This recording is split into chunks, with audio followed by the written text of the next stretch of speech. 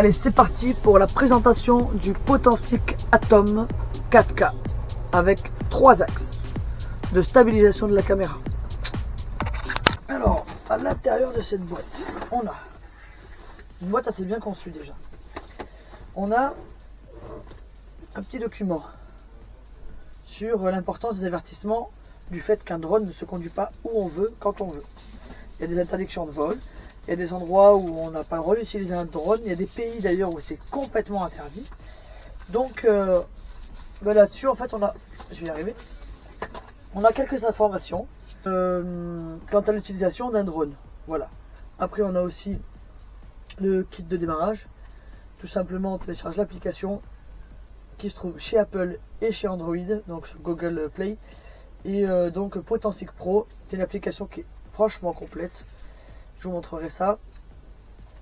Et donc à l'arrière, on a le guide de démarrage. Voilà. On a vraiment le guide de démarrage. Comment positionner comment allumer la manette, comment allumer le drone. Mais en fait, concrètement, c'est le guide de base. Après, vous avez tous les détails directement sur l'application, sachant que il n'y a pas la notice qui est fournie avec, parce qu'en fait, elle est fournie dans l'application. Donc, dans l'application, vous allez pouvoir avoir la notice dans la langue que vous voulez, donc en français, en allemand, en italien, en ce que vous voulez. Vous allez pouvoir avoir sans souci. Alors, il a un truc automatique, il détecte les obstacles. Et ça, c'est super parce que... Alors, il ne détecte pas les câbles électriques. Attention.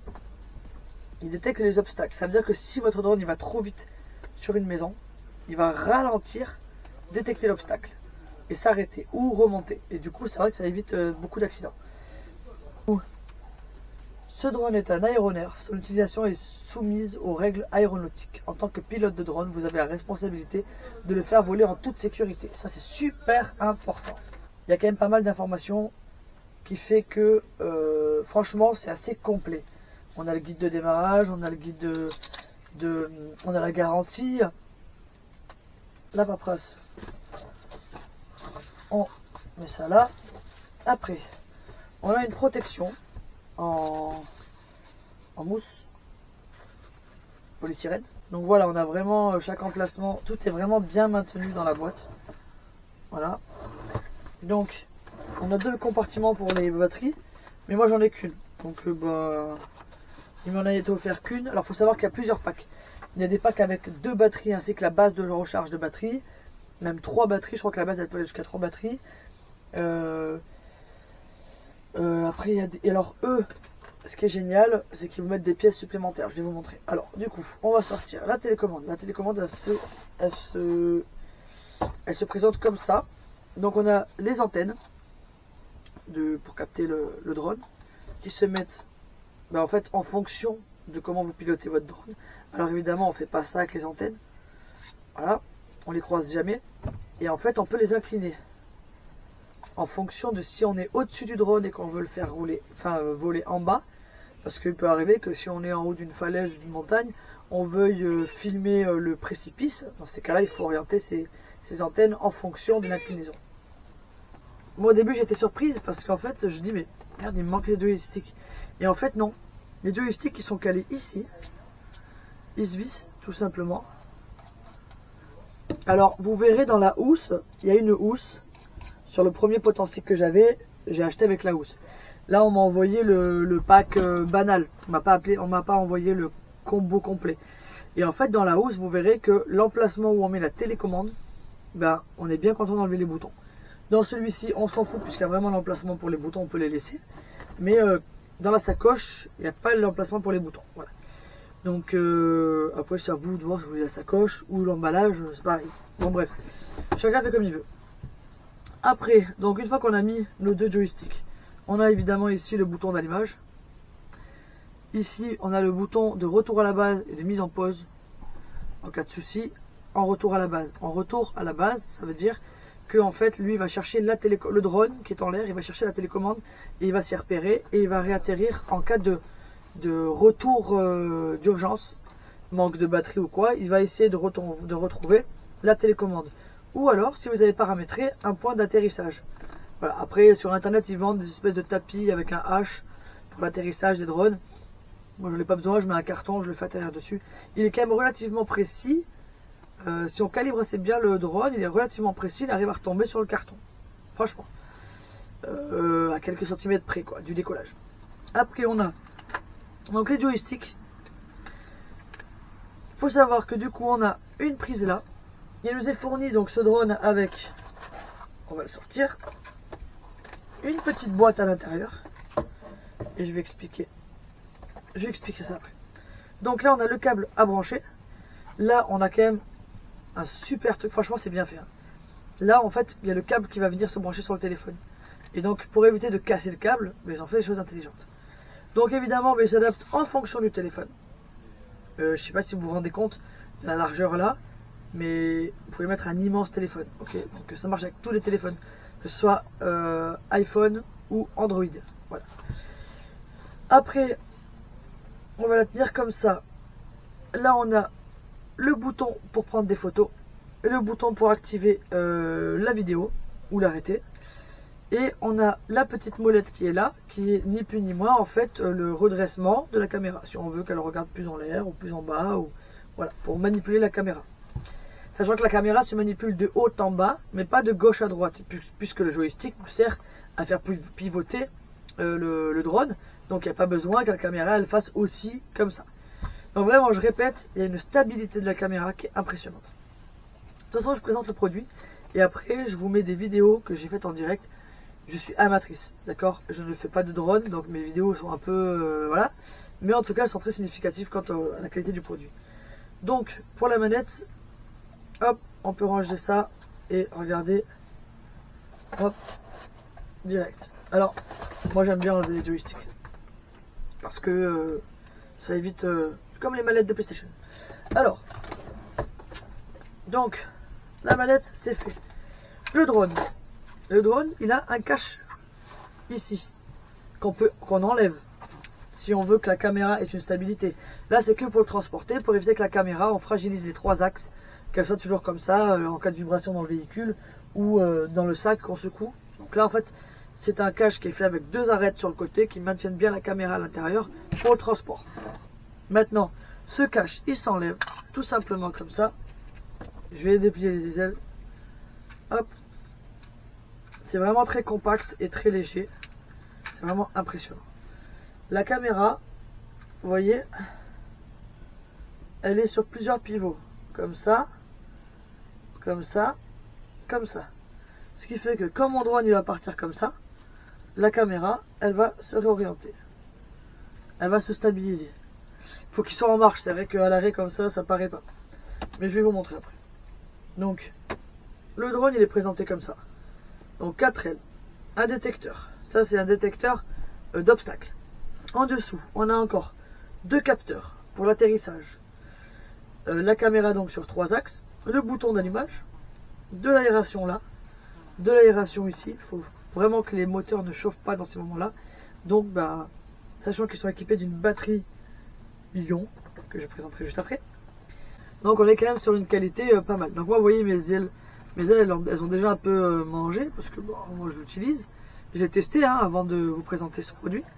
Et donc ici on a la petite fente pour insérer une carte SD qui n'est pas fournie avec. Mais je pense qu'il y a des packs où elles sont fournies justement. Donc banal, on la rentre, on la ressort exactement comme dans un téléphone. Et là donc on a l'emplacement de la batterie. Moi j'en ai qu'une, mais il y a des packs où il y en a plusieurs. La batterie elle est comme ceci, rechargeable USB-C. Donc le chargeur de téléphone, mais eux ils fournissent tout avec. Donc là on a vraiment le branchement des broches, c'est pas compliqué, on voit les broches ici, on la glisse et on entend, hop, clic. Il faut que la petite languette là, elle ressorte. Si votre batterie elle est comme ça, elle n'est pas fermée. Et là on entend bien le clic et elle est bien fermée. Donc, on va l'allumer. Pour l'allumer, c'est un clic rapide et un clic prolongé. Voilà, regardez la caméra. La caméra, elle a compris, regardez. Caméra intelligente. Regardez ça. C'est impressionnant. Je vous fais de plus près. Ça veut dire que si le coup de vent soulève le drone, paf, la caméra, elle stabilise. Vous voyez ça? C'est impressionnant. Et en cas que vous êtes un peu brut, hop, vous voyez la caméra, elle est amortie. Et ça, c'est génial. Moi, je trouve que franchement, c'est génial. Donc, on va laisser ça là. Petite lumière bleue, qui fait que même si la tombée de la nuit, elle arrive, même si c'est pas conseillé, on voit le drone. Donc, évidemment, on sort nos ailettes pour faire fonctionner l'histoire. Alors, hop, là, on a une petite boîte où se situent les câbles, le câblage. Donc, on a un grand câble chargé, un petit câble pour Android USB-C,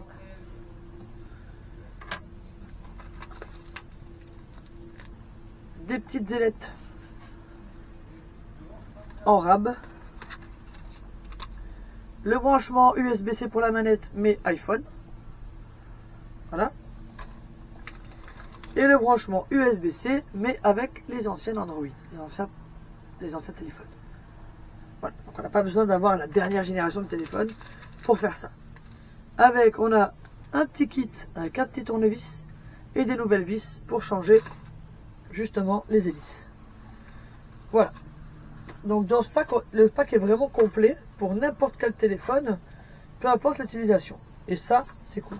Donc ce que j'ai expliqué, regardez, c'est que moi j'ai un USB-C, mon téléphone il est là, hop, le câble il va venir se mettre comme ceci, et là vous allez me dire, c'est quand même bien foutu cette histoire. Et en plus d'être bien foutu cette histoire, c'est que une fois qu'on ouvre, on glisse le téléphone à l'intérieur là, le câble, je sais pas si vous voyez, je vais vous montrer comme ça. Ça se glisse à l'intérieur et là on a juste à tirer la manette et voilà. Et ça se branche sur la manette. Et si vous l'allumez, ce qui est génial, c'est que la manette, elle est sur batterie. Elle met en charge également le téléphone. Et ça, c'est relativement cool. Bon, vous voyez, moi, les 4.2 de batterie. Donc ça, c'est témoin de visualisation de la charge de batterie.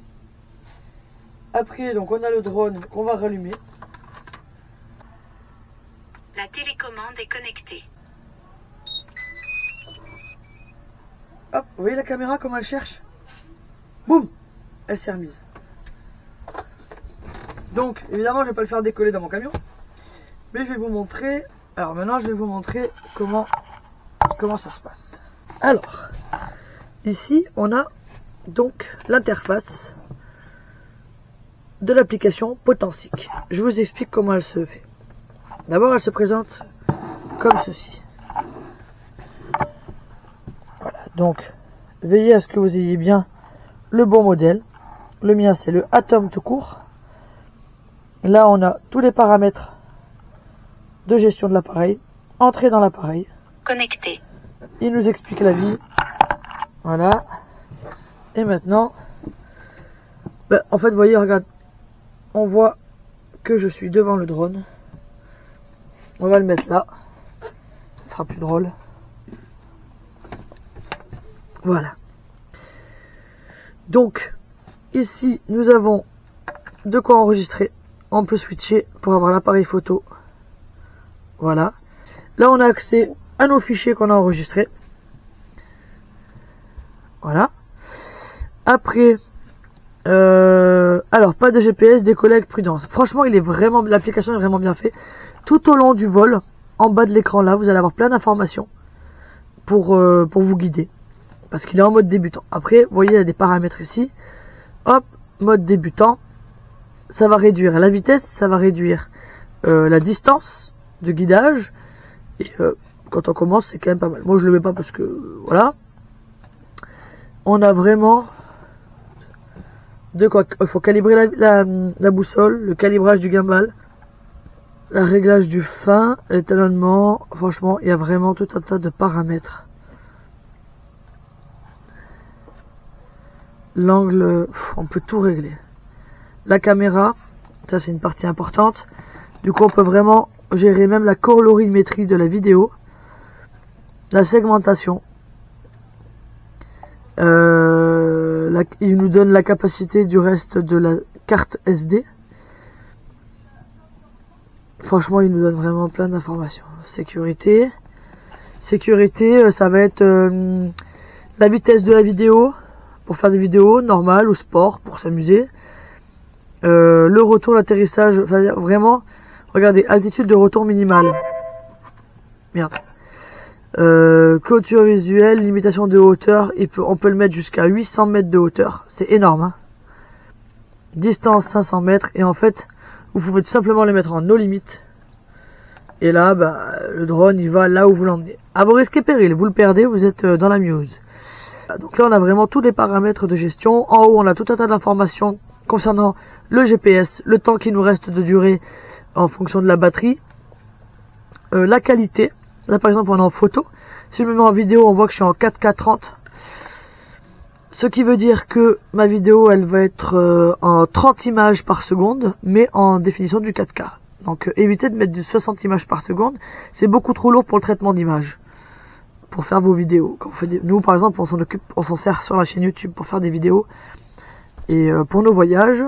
D'ailleurs, vous allez voir les images de drone si vous nous suivez sur la chaîne YouTube. Vous allez pouvoir voir justement ce qu'on fait avec ce drone. Et ça va être super sympa. Là, on a l'élément de décollage. Voilà, il m'indique bien que la batterie est faible. Donc le décollage peut être forcé. Mais avec des problèmes de sécurité. C'est vraiment hyper bien foutu. Je peux confirmer ou pas. Moi j'annule parce que j'ai pas assez de batterie. Alors quand j'ai dit que j'ai pas assez de batterie, c'est pas la manette, c'est le drone. J'ai volé tout à l'heure pendant 17 minutes. Mais en bien. Et voilà. Là on a la petite carte GPS qu'on peut agrandir. Voilà. Pour voir où on est, tout simplement, sur la carte. On peut lui donner un point de traçage.